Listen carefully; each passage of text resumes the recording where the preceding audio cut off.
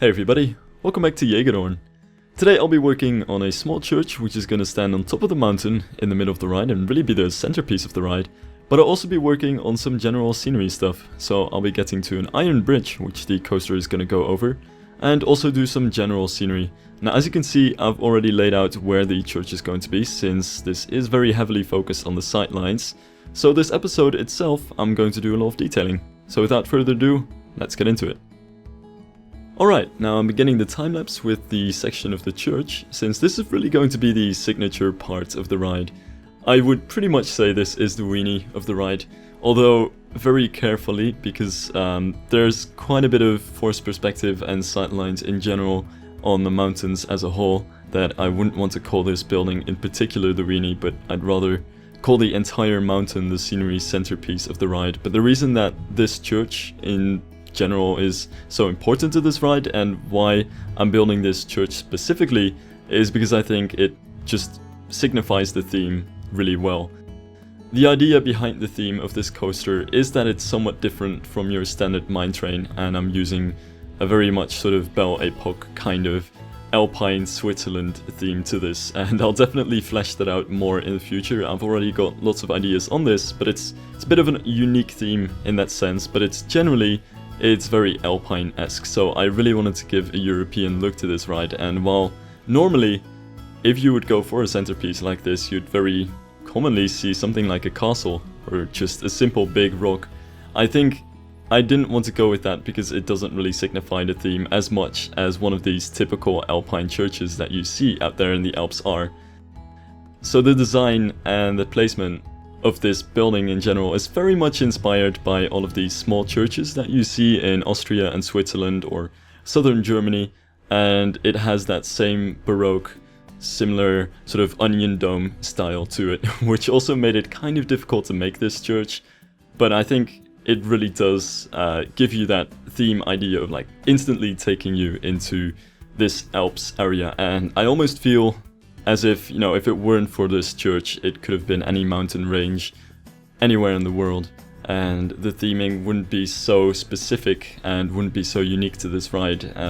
So even if this church isn't the best looking idea for this position, it's certainly a very unusual one for theme parks.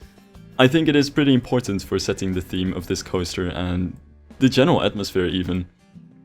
So my idea for the design of the church is really simple.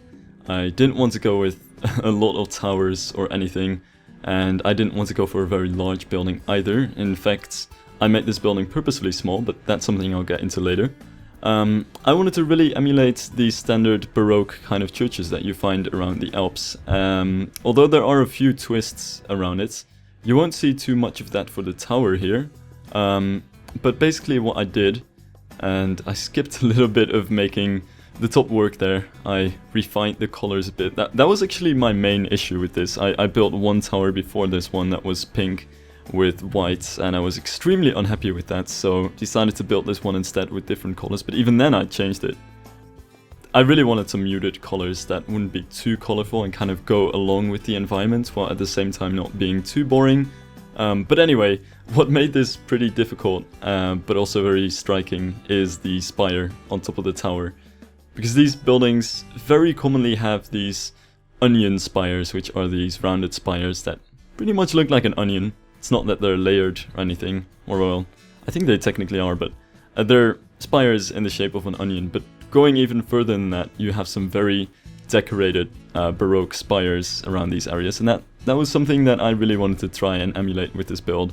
So the spire was the major pain in making this build work, since it took quite a bit of work to generally make this spire work. At first it kind of goes from a four-sided tower and transitions into a spire with, well, 8 sides, if I'm doing the math correctly. No, that's 8. Right, so it transitions basically into an octagon spire, and it has like that small ball sort of onion-shaped thing in the middle, and ending off with like a small peak going into that golden decoration. It's not exactly a design that I based on any existing church. I just compiled a lot of pictures of all kinds of Baroque churches all over Austria and Switzerland, and kind of took a mix from that, since there are some very simple spires that consist of just one of these little onion shapes, and there are also some very like ridiculous spires that have all kinds of different shapes and are extremely tall and even have like a small cupola in the top of them. And I sort of wanted to go for an in-between route, so this is definitely a bit of a mismatch spire in that sense, but it's something that I'm actually pretty glad with in the end, since I didn't want the spire to end up becoming too big, since the building itself is actually quite small.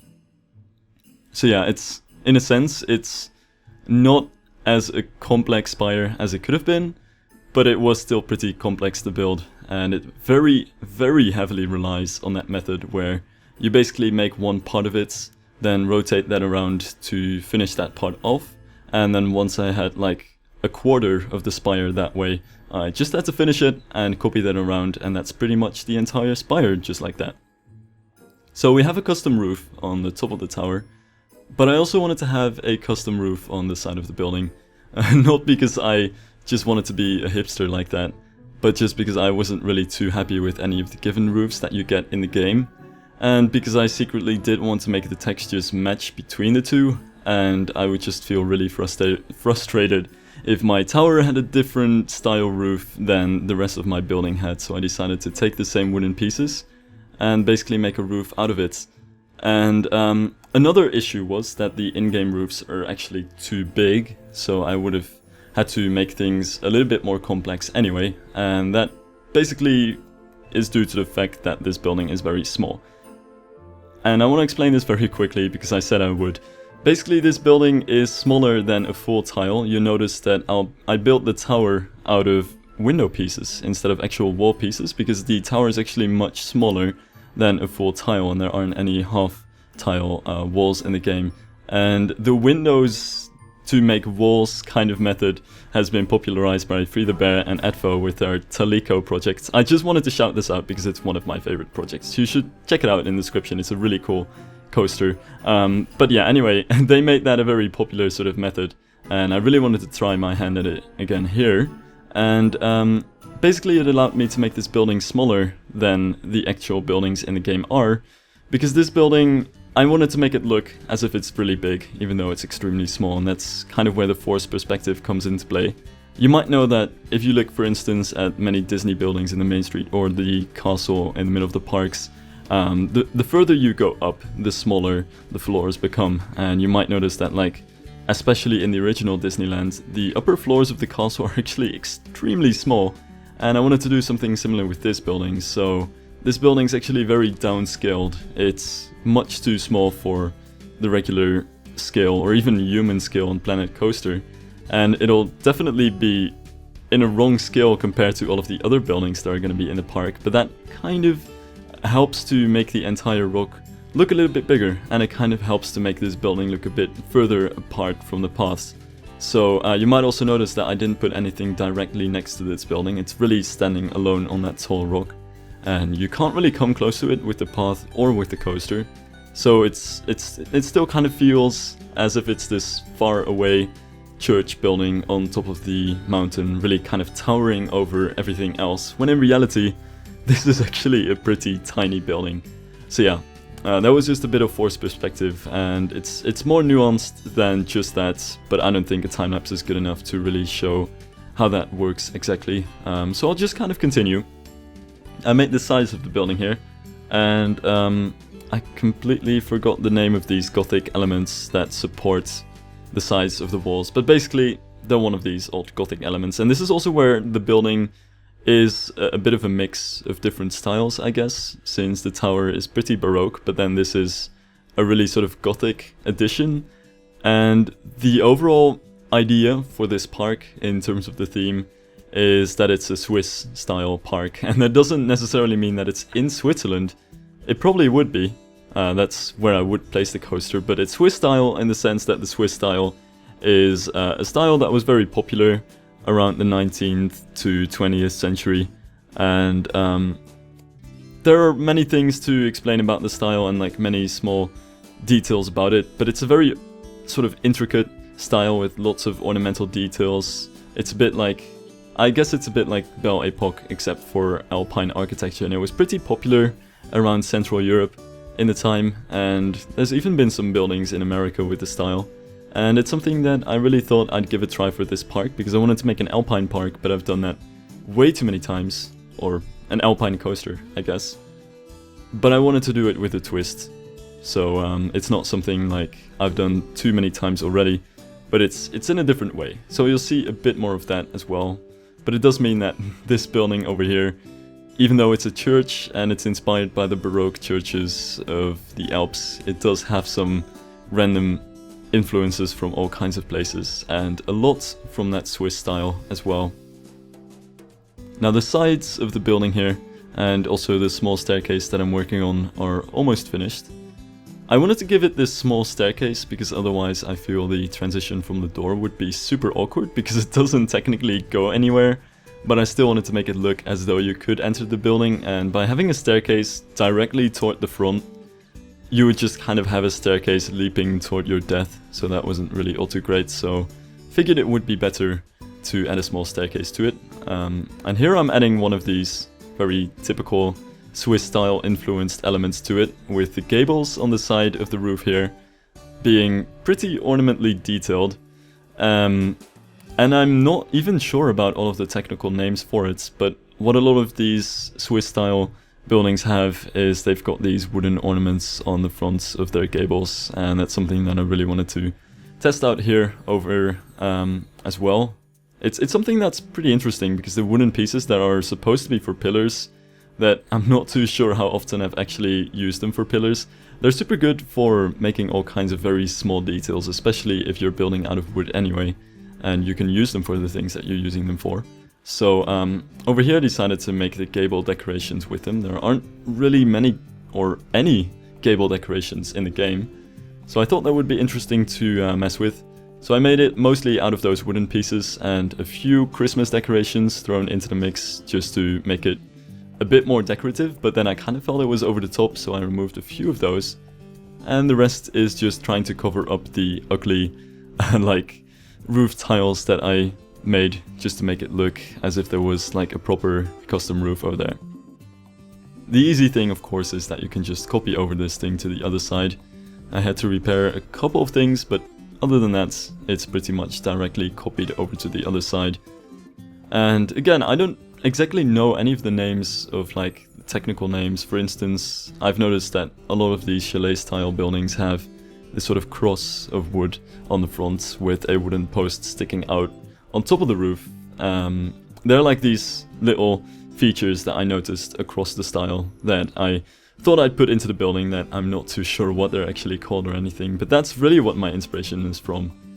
I didn't want to make this look too usual, because I don't think there's really as much creativity in trying to completely emulate something that's existing, so that's something that I wanted to avoid. Also, it was pretty sweet to make that round window using the wooden pieces. Like I just said, I guess you can literally make anything out of these pieces, and I put a gothic window in the back and then just kind of shaped the rest of the wall around that using windows. So yeah, there's even a lot that you can do with the window pieces as walls, because it gives you a lot more flexibility than if you're using the in-game walls, which is a great argument to make to actually get to start using windows as walls. The only problem is, of course, that they do cost quite a bit of game performance and also quite some time. But yeah, I think it's pretty sweet. And just to finish the entire thing up, I wanted to put some wooden decorations. Well, they're not decorations, they're actually just supports on the side. And I think that's just about it for the building. Yeah, I'm still going to add a few windows to it if I haven't added those already.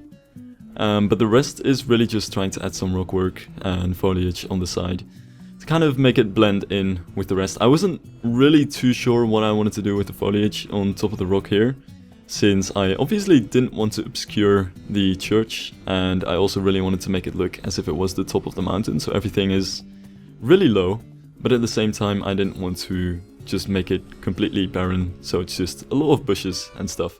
It's also the one thing where I feel that realism is broken a little bit, because realistically you would want to have like some sort of concrete opening or something on top of the mountain. Something that is at least backstage-esque, but I'll see how I can put that in there. There's definitely a small part on top of the mountain where I can add some backstage details that you don't actually see.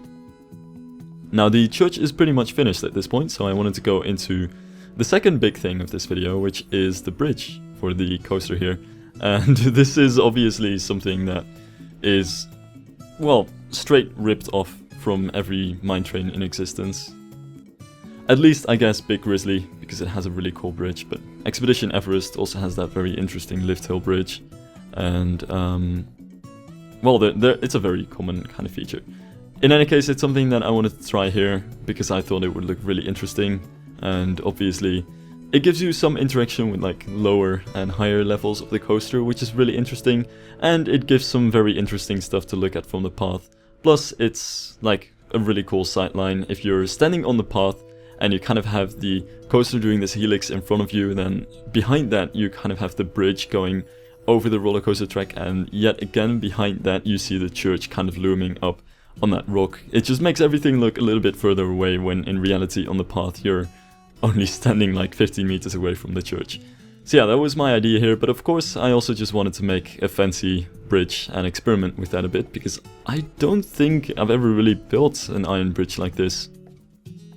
I mean, Bone Shaker might count a little bit, but that was just still using some in-game old pieces that we had at the time. So yeah, this was some very interesting experimentation with the in-game iron pieces to see what you can make out of them. Although I have to be honest, at first I tried to do it using the wooden pieces, and then I replaced them with the iron pieces here. But my mistake at the time was to make the iron pieces completely pitch black. And I don't feel it quite works so well, since apparently for these pieces, pitch black really does mean pitch black. And as a general rule of thumb, at least what I always try to do, is to avoid using black or white as like pure colors. If it's possible in an object to make something pitch black or completely 100% white, you should pretty much avoid it at all times, because there's just no way that it can realistically look alright in any kind of setting. Like, actual white always looks very glaringly lighter than everything around it, so you want to go with something that's not quite white. And with the black of the metal at first I also felt that it was extremely dark, so I kind of made that very dark grey, and I think it works quite nicely. What I also wanted to add was some basic decorations around the top of the bridge, since of course I did want to have something to look at while you're in the mine train. Although I didn't want to cover the bridge with a roof. This is a pretty common and interesting looking thing, which I might experiment with later on, I'm actually not too sure. But I didn't want to do it here because there's just too important of a sightline over the bridge here, and I just wanted to have the bridge as a part of the landscape but not really blocking any views, so I wanted to keep that quite simple. And here finally I had to work on the helix, so we're getting into stairs again.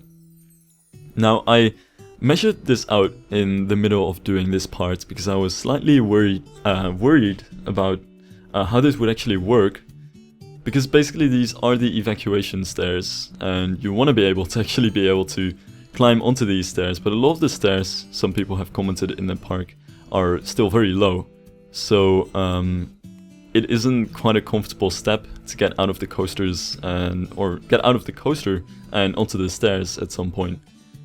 Which is definitely an issue, so I just quickly had the train beside the stairs there for a minute, but it actually seems quite alright over here.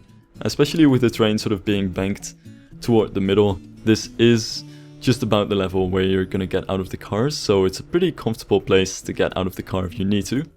So that's what we're doing here, which is really just for evacuation purposes, but because they're so common in real life for evacuation purposes, I also wanted to realistically have them here. And of course, I think they just look fancy, so we're getting those in. And I also wanted to work on the side of the rock here a little bit. Obviously, everything sort of has to look interesting. I didn't want to just make this coaster a bunch of mountains with rocks and foliage. And the stairs kind of help to mitigate that sort of boringness. But also what I wanted to try and mess around with a little bit was the decorations around the side of the coaster track, and especially how I support the coaster, because I think supporting without actually building any coaster supports will be a very fun challenge and something that I definitely want to try. So what I wanted to try here was to build these I can't speak English today. Sorry about that. These avalanche barriers, which is something that, of course, you do see pretty often in areas like this. And I figured that might as well be something to support the coaster track with, and also kind of make it like invisible a little bit from the path. But I just really didn't like the way that it was cheekily overhanging over the rocks. So I think this works out a little bit better. It's also a bit of a makeshift coaster net in a sense that if people are gonna throw stuff out of the coaster over there in the turn, it's not gonna really hit anyone in the ground because there are these sort of coaster net-esque things on the side. So I guess that kind of helps as well. But it also just means that we don't just have to look at a boring rock, which looks like every single rock, but there's actually like some in-theme protection and screen and support for the coaster. So yeah, that was my little idea like that. There's definitely all kinds of different wooden stuff that you can feature in a theme like this, so we'll see what else we can do in the future. But for now, I think this is a pretty fun idea that I might even just put some random avalanche barriers on the side of the mountain at some point. I think it could look pretty neat. So here on the side, I'm just adding some of the foliage to finish everything up. I've started using a little bit more soil because I did realize that it's not really too realistic to have grass everywhere. You can definitely grow kinds of grass and bushes on artificial rocks like these, but you're gonna have to plant some soil, and there are just some areas where you're not gonna have any grass grow, especially around the coaster here. So I made that some soil ground texture instead of grass there, and I think it works out very nice actually. I think it looks a lot better than grass, not just a bit more realistic, but it's also nicer to have that sort of soily texture and put some bushes in the middle of that than to just have grass everywhere. That said, I will keep the rock textures like this because the color of the rocks, as unusual as they might be, since every mine train somehow manages to have like beige, brownish rocks, I'm gonna keep the colors of the rocks like this because this is just the way that rocks in the Alps look, and I think it just kind of helps give the coaster a bit more of that unique look that most mine trains don't have. So yeah, I can't even experiment much with that because there aren't any other different types of rock textures in this biome. So yeah, we're pretty much stuck with this. Now I'm finishing up the time-lapse here with a little bit of rock work to finish up the section here so that we have one big themed section that I can make a thumbnail out of. But really that's almost it. I just put some shrubbery and some rock work on the side here. I'm still kind of trying to figure out how to blend the rocks with the in-game rock texture because they do blend alright, and I'm trying to give the rocks that slightly more artificial look to them, but it's still quite difficult to get that down exactly. Like the transition between the rocks and the soil is hard to make it very artificial here. But yeah, with enough foliage you don't really notice it too much, and you know, at some point in the future maybe we'll find a decent fix for that. Anyway, that's just about it for this episode of Jägerhorn. So thank you guys for watching, and I hope to see you guys in the next episode.